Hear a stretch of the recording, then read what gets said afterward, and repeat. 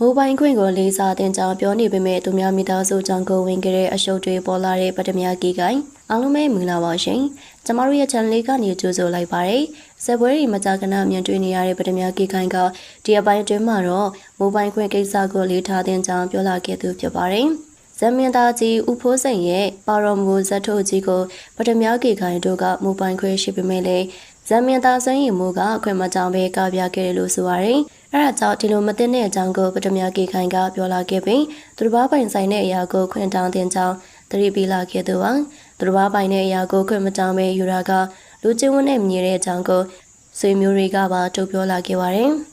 ပထမကြီးခိုင်ကသူပိုင်ဆိုင်တဲ့အရာကိုသူတစ်ပါးလူယူသွားတာကိုတိမခံနိုင်ပေမဲ့သူကိုယ်တိုင်ကတော့သူတစ်ပါးပိုင်ပစ္စည်းကိုလူယူခဲ့တဲ့အကြောင်းသတင်းတွေထပ်ပေါ်လာခဲ့ပါတယ်ပထမကြီးခိုင်နဲ့တင်မောင်ဆန်ဝင်းတို့ဟာနောက်ကွယ်မှာအိမ်တော်ရေးဖောက်ပြန်တဲ့အကြောင်းကိုတင်မောင်ဆန်းမင်းဝင်းရဲ့ဇနီးတဲ့ဖြစ်တဲ့မအေးမာကပြောပြလာခဲ့ပါတယ်။ကျွန်မ Facebook မှာမိုဘိုင်းခွင့်နဲ့ပတ်သက်ပြီးပွဲဖြစ်နေရတွေ့ပါတယ်။မိုတီတာလေးထားလိုက်ပါလားရှင်။ကျွန်မတို့ဆိုရင်ဘဝတွေတောင်မှပြတ်သွားတာတွေတားလေးဆိုရင်မိတကွယ်ဖားတကွယ်ဖြစ်သွားတယ်လေ။ကိုချင်းစာတရားထားပြီးတော့နားလည်မှုလေးယူစေချင်ပါတယ်။ကိုပစ္စည်းယူသုံးလို့သရဖြစ်နေကြတဲ့တာသမင်းတွေဆိုရင်တော့ခိုးယူခံရမှုလူယူခံရမှုမိုဘိုင်းခွင့်ရဆိုပြီးတော့ပထမကေကရဲ့အရှုပ်ထုတ်ကြီးကိုဖွင့်ချလိုက်ပါတယ်။အဲဒီမှာကဒီချောင်းတွေကိုလွန်ခဲ့တဲ့လနေငယ်ကလေးကပြောပြခဲ့ပေမဲ့ဘဒုကားမှသတိမထားမိခဲ့ကြပါဘူး။ဒါမဲ့အချိန်ခဏလောက်အချိန်မှာပထမကေကရဲ့ရှင်းနောက်မြည်တဲ့အကြောင်းတွေကိုပြောပြလိုက်တာပါ။ပထမကေခိုင်နဲ့တင်မောင်ဆန်းမင်းဝင်းတို့ကအလုပ်တူတူတွဲလို့တာကြပြီးနောက်မှာ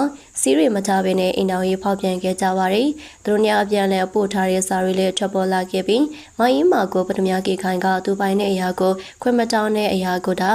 ရတွေထွက်နေပေမဲ့သူကြောင့်မိသားစုပြိုကွဲသွားတာကိုတော့ကိုချင်းမစားခဲ့ပါဘူး။တင်မောင်ဆန်းမင်းရဲ့သားလေးကငယ်သေးပေမဲ့ဒီလိုအကြောင်းအရာတွေကိုကြုံရခဲ့ပြီးတာမင်းနှစ်ယောက်လုံးထိခိုက်သွားခဲ့တာပါ။သူ့မလေးသားလေးတယောက်ရှိပေမဲ့မထိန်သိမ်းခဲ့ပါဘူး။တင်မောင်ဆန်းမင်းဝင်းကလာပပြီးပြေဆုံးတဲ့မိန်းကလေးကိုလက်ထပ်ထားပြီးမှရင်းဆက်သူနောက်ကိုပါသွားခဲ့တာပါ။မအေးမာကတင်မောင်ဆန်းမင်းဝင်းနဲ့ပထမကြီးခိုင်တို့နှစ်ယောက်လုံးကိုဟိုတယ်ရှိမှလည်းမလောက်အောင်လုပ်ခဲ့ပါသေးတယ်။ဒါပေမဲ့သူတို့နှစ်ယောက်ကတော့အချစ်ဆက်လို့တင်ခဲ့တာကြောင့်နောက်မဆိုခဲ့ပါဘူး။နာမည်ရှိတဲ့ဇက်မင်းသားဖြစ်တဲ့အပြင်မျိုးရိုးကုံကိုတော့မှမထောက်တာကြောင့်တင်မောင်ဆန်းမင်းဝင်းကအပြန်အထန်ဝေဖန်ခံရပါတယ်။အဖိုးအဖေနဲ့ဦးလေးတွေကတော့မျိုးရိုးကုံကိုမထိန်သိမ်းခဲ့ကြပေမဲ့တင်မောင်ဆန်းမင်းဝင်းလက်ထက်မှာဒီလိုကိစ္စတွေပေါ်လာခဲ့တာပါ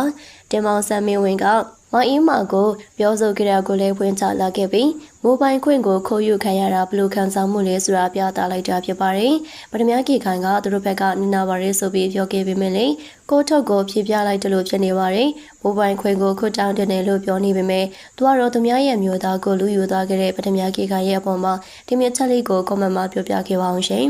ချစ်ရှူအားပေးတဲ့ပရိသတ်တယောက်ချင်းစီတိုင်းကိုလည်းကျေးဇူးတင်ပါတယ်ရှင်။နောက်ရက်တွေမှာလည်းစိတ်ဝင်စားစရာကောင်းတဲ့အကြောင်းရင်းတွေတူပြန်လာခဲ့ပါမယ်။